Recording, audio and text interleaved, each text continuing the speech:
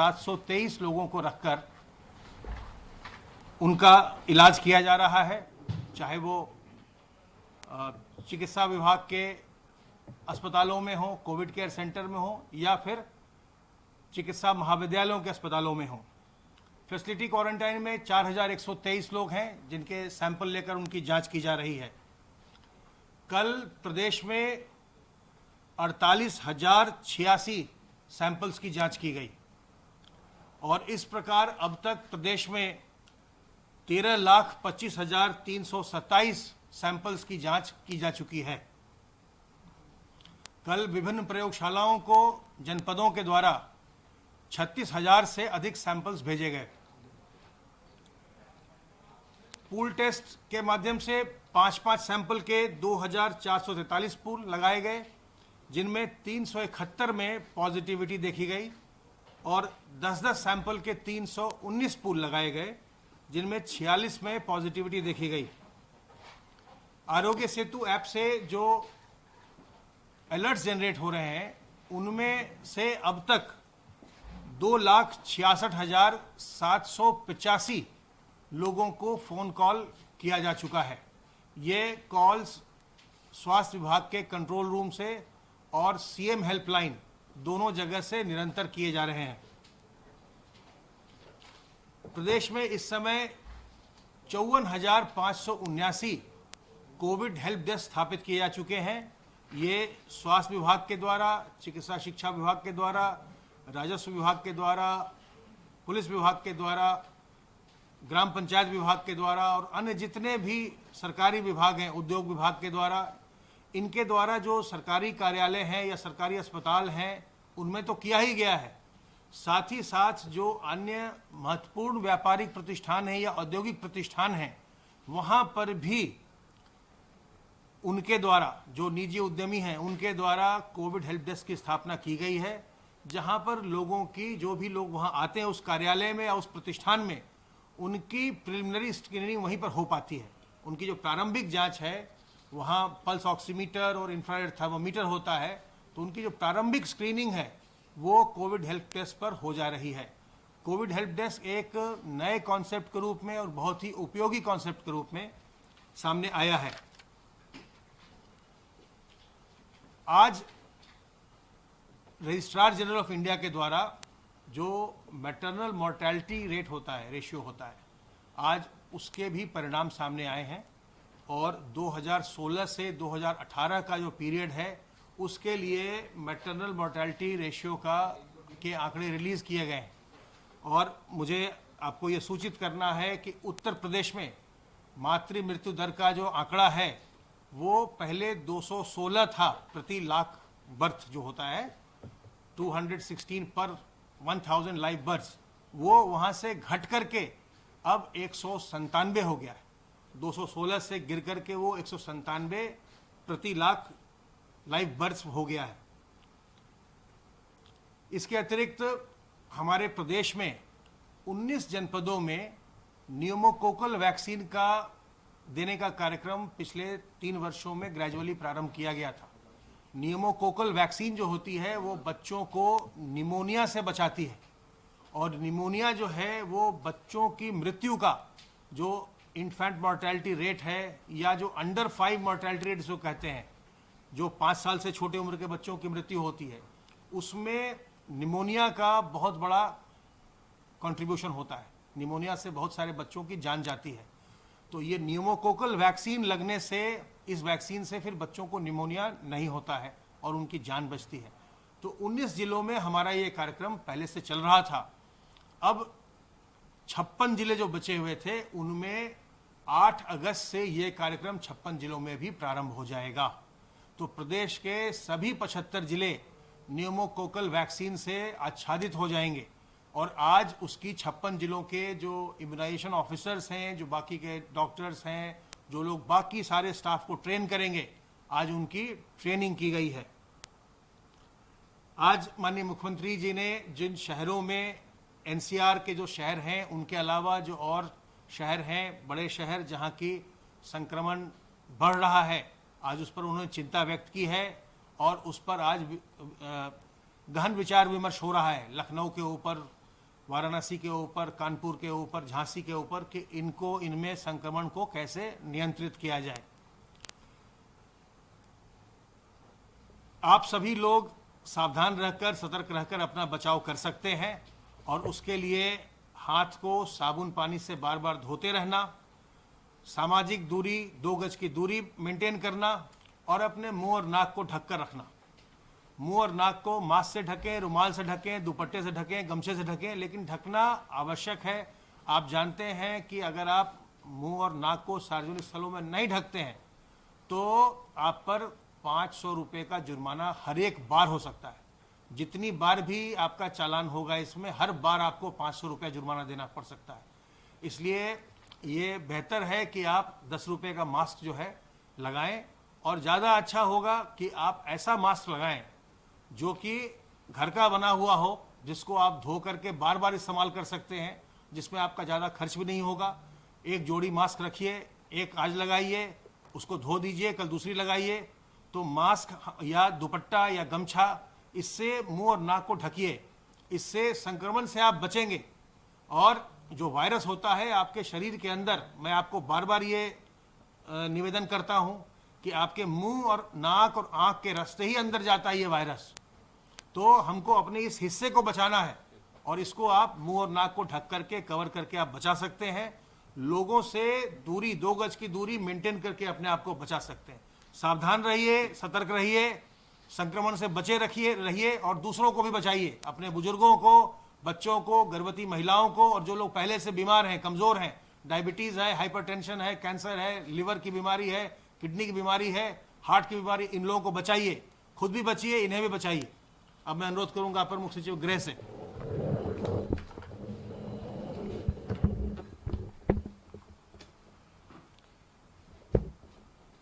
माननीय मुख्यमंत्री जी ने आज अंतर्विभागीय समन्वय की बैठक, कोविड-19 की बैठक सुबह 11 बजे आज शुरू की। कोविड-19 और संचारी रोग के नियंत्रण के लिए सभी विभागों को जोड़कर कैसे कार्य कराया जाए, स्वास्थ्य विभाग, चिकित्सा शिक्षा विभाग, पंचायती राज विभाग, नगर विकास विभाग, गृह विभाग, पुलिस, इसके साथ साथ जो है अन्य विभाग भी जो जुड़े हुए हैं इस पूरे कार्य से, उनके बीच कैसे काम हो, इस कार्य को देखने के लिए नोडल अधिकारी प्रत्येक जनपद के लिए अपॉइंट किए गए हैं। 75 जिलों के लिए 75 प्रशासनिक नोडल अधिकारी जो है माननीय मुख्यमंत्री जी ने अलॉट किए हैं और पुलिस के भी 75 नोडल अधिकारी, पुलिस नोडल अधिकारी जो है प्रत्येक जनपद के लिए अलॉट किए गए। मुख्यमंत्री जी ने वरिष्ठ प्रशासनिक अधिकारियों के लिए ये निर्देश दिया है कि वो सैनिटाइजेशन और स्वच्छता जो है इसका पूरा विशेष अभियान शनिवार इतवार को सुनिश्चित करेंगे। सभी नोडल अधिकारी शुक्रवार की रात तक प्रत्येक दशा में अपने आवंटित जनपद में उपस्थित रहेंगे। अभियान के दौरान संचारी रोगों के रोकथाम के लिए भी, मेडिकल स्क्रीनिंग के लिए, स्वच्छ पेयजल आपूर्ति के लिए, स्वच्छता के लिए, सैनिटाइजेशन के लिए एक एक चीज का जो है फॉलोअप करेंगे। इसके दौरान छिड़काव और फॉगिंग भी अनिवार्य रूप से सुनिश्चित की जाएगी। कल पूरे प्रदेश में जो टेस्ट हुए हैं 48,086 टेस्ट हुए हैं और संभवतः पूरे देश में ये अग्रणी नंबर उत्तर प्रदेश का आ गया है। इतने टेस्ट जो है करते हुए राज्य सरकार, उत्तर प्रदेश जो है 50,000 टेस्ट का जो पर डे का जो मानक माननीय मुख्यमंत्री जी ने निर्धारित किया था उसको अचीव करने का रास्ता अब साफ हो गया है। मेडिकल एजुकेशन डिपार्टमेंट ने बताया है कि उनके भी नई लैब्स अब, जैसा हेल्थ डिपार्टमेंट ने अपनी नई लैब शुरू की है, उनकी भी नई लैब्स अब अगस्त तक तैयार हो जाएंगी। तो कोई कारण नहीं है कि टेस्ट की संख्या में और बढ़ोतरी ना हो। RT-PCR के टेस्ट लगभग 30 से 35,000 हो रहे हैं, ट्रूनेट से लगभग 2 से 2,500 हो रहे हैं और रैपिड एंटीजन टेस्ट से लगभग 20 से 25,000 टेस्ट भी प्रतिदिन होंगे। तो निश्चय ही इससे बहुत फर्क पड़ेगा। टेली कंसल्टेंसी और चिकित्सकीय परामर्श को भी प्रोत्साहित करने का निर्देश दिया है और इलेक्ट्रॉनिक और प्रिंट मीडिया के माध्यम से जागरूक करने के लिए भी, कोविड के संदर्भ में जागरूक करने के लिए निर्देश हैं और पब्लिक एड्रेस सिस्टम को भी मजबूत करने का निर्देश दिया है। झांसी, वाराणसी, लखनऊ, कानपुर नगर और प्रयागराज में विशेष सतर्कता बरतनी है। इन जनपदों में बहुत ही डिटेल्ड में एनालिसिस करके, रिव्यू करके, इनमें जो कोविड का स्प्रेड है उसको रोकने का पूरा प्रयास किया जाएगा। पुलिस बल के संक्रमण पर माननीय मुख्यमंत्री जी ने विशेष जो है निर्देश डीजीपी साहब को दिए हैं। उन्होंने कहा है कि इसमें जिम्मेदारी भी तय हो, यदि कहीं लापरवाही होती है तो कार्रवाई भी होनी आवश्यक है, जिससे कि कहीं भी हमारा पुलिस बल जो सबसे सेंसिटिव है उसमें कहीं किसी तरह की जो है इन्फेक्शन की स्थिति न रहे। प्रवर्तन ड्यूटी करने वाले पुलिस कर्मियों को मास्क, ग्लव्स और सैनिटाइजर्स अवश्य उपलब्ध कराए जाए। आपको संज्ञान में है कि लगभग 40 करोड़ से अधिक पुलिस के कोविड से लड़ने के लिए बजट जो है राज्य सरकार पहले ही पुलिस डिपार्टमेंट को दे चुकी है। कंटेनमेंट जोन में पुलिस बल का सहयोग प्रदान करने के लिए होमगार्ड और पीआरडी की और अतिरिक्त व्यवस्था भी की जा रही है और यदि आवश्यकता पड़ेगी तो एनसीसी कैडेट्स की भी सहायता ली जाएगी। L1 अस्पताल में और अच्छी व्यवस्था हो, स्वच्छता पूरी रहे, ये प्रयास किया जा रहा है। L1 कोविड अस्पतालों में मेडिकल के जो स्टाफ है, वहाँ जो डॉक्टर्स हैं, उनकी भी संख्या बढ़ाई जा रही है, जिससे L1 फैसिलिटी को और मजबूत और उपयोगी बनाया जा सके।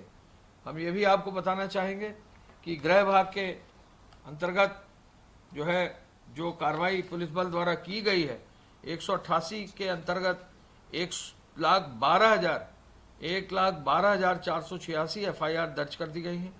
2,64,000 लोगों को नामजद कर दिया गया है। 95 लाख वाहन चेक किए गए हैं और 63,000 वाहन सीज किए गए हैं और अब जुर्माना भी जो है 46.43 करोड़ रुपया हो गया है। फेक न्यूज़ पर भी विशेष कार्रवाई की गई है। 1848 मामले फेक न्यूज़ के सामने आए हैं। हॉटस्पॉट्स जोन की संख्या बढ़ी है, इसका रिव्यू भी आज माननीय मुख्यमंत्री जी कर रहे हैं। हॉटस्पॉट्स के एरियाज में कैसे रैशनलाइज किया जाए और हॉटस्पॉट्स में लोगों को कैसे संक्रमण से बचाया जाए, इस पर विशेष रूप से आज विचार विमर्श फिर से होगा। 4,510 हॉटस्पॉट्स में 876 थानों में 10,55,000 लोगों का जो है चिन्हांकन करते हुए 10,55,000 मकानों का चिन्हांकन करते हुए 62 लाख लोगों को चिन्हित इनमें कर लिया गया है। ये भी हम आपको बताना चाहेंगे कि आज माननीय मुख्यमंत्री जी के स्तर पर जो है एक बड़ा कार्यक्रम परिवहन निगम का भी जो है आयोजित किया गया था। आज माननीय मुख्यमंत्री जी द्वारा 6 बस स्टेशनों का लोकार्पण और 7 बस स्टेशनों का शिलान्यास किया गया है। इनको जो है जो अवध बस स्टेशन है उनकी 25 बसों का हरी झंडी दिखाकर उनका भी जो है उद्घाटन और उनको रवाना करने का कार्य भी माननीय मुख्यमंत्री जी ने कहा है। ये आपको सबको विदित है कि लगभग 37 लाख लोग जो आए हैं, सबको किसी न किसी रूप में, चाहे तो बॉर्डर से लाने में, कोटा से लाने में, हरियाणा से लाने में, मध्य प्रदेश से लाने में, उत्तराखंड से लाने में, सबका बसों का उपयोग, उत्तर प्रदेश राज्य परिवहन निगम की बसों का उपयोग हुआ या रेलवे स्टेशन से उनको घर तक पहुंचाने में जो है उत्तर प्रदेश परिवहन निगम का उपयोग हुआ या फिर कहीं बैरियर्स पर जो हमारे बॉर्डर पर बैरियर से वहां से लाने का जो है व्यवस्था दी गई। माननीय मुख्यमंत्री जी ने यूपीएसआरटीसी, उत्तर प्रदेश परिवहन निगम को, उनको सबको बधाई दी है। उनके माननीय मंत्री जी को, उनके प्रमुख सचिव साहब को, उनके एमडी साहब को, उनकी पूरी टीम को रोडवेज की बधाई दी है। पूरे इस इमिग्रेशन कैंपेन में जो बाहर से लोग आए थे, कामगारों को और जो हमारे श्रमिक आए थे, उनके लिए विशेष रूप से जो है कार्य जो किया है वो तारीफ काबिल है। जो नवनिर्मित बस स्टेशन आज जिनका उद्घाटन हुआ है वो नैमिषारण्य, सीतापुर, चित्रकूट में बस शेल्टर रुधौली, बस्ती में बस शेल्टर मनकापुर, गोंडा में बस स्टेशन डिबाई बुलंदशहर में, अवध बस स्टेशन अयोध्या मार्ग लखनऊ में, और लोकार्पण जिनका हुआ है गुरसाहिबगंज, इनका लोकार्पण हुआ है और जो शिलान्यास हुआ है वो गुरसाहिबगंज Kannauj, bus station Jalaun, bus station काठ, Moradabad, bus station Dibiyapur Auraiya, bus station Aliganj एटा और बस स्टेशन बदलापुर जौनपुर और बस स्टेशन चायल कौसम्बी का शिलान्यास हुआ है। माननीय मुख्यमंत्री जी ने यूपीएसआरटीसी को प्रोत्साहित किया है कि वो प्रयास पूरा करें कि प्रदेश के अंदर इस कोरोना के संकट के दौरान लोगों को कहीं दिक्कत न हो, उसका सहयोगी ये रहे। जैसा कि कहा जाता है यूपीएसआरटीसी के लिए आपका अपना साथी, तो वो अपना साथी के रूप में आपका काम करें। ये निर्देश माननीय मुख्यमंत्री जी ने दिए हैं और विभाग को बधाई भी दी है। हम अंत में ये कहना चाहेंगे कि 2 गज की दूरी, मास्क है जरूरी। कल जो है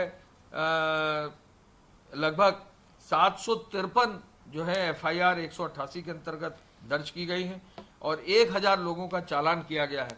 हम लोगों की तरफ से अपील होगी कि प्रत्येक जनपद में लोग हर हालत में जो है मास्क पहनकर जरूर निकलें, मास्क पहनकर ही बाहर निकलें, बच्चों को मास्क जरूर पहनाएं। जो भी जो लोग जहां जा रहे हैं इंडस्ट्री, वहां पर कोविड हेल्प डेस्क जरूर बने, कोविड हेल्प डेस्क का फायदा जरूर लें। किसी भी सूरत में बिना मास्क के कोई न चले, ये हमारी तरफ से अपील की जाती है। धन्यवाद। जय हिंद। तो आप यूपी सरकार की प्रेस कॉन्फ्रेंस को देख रहे थे। आपको बता दें उत्तर प्रदेश में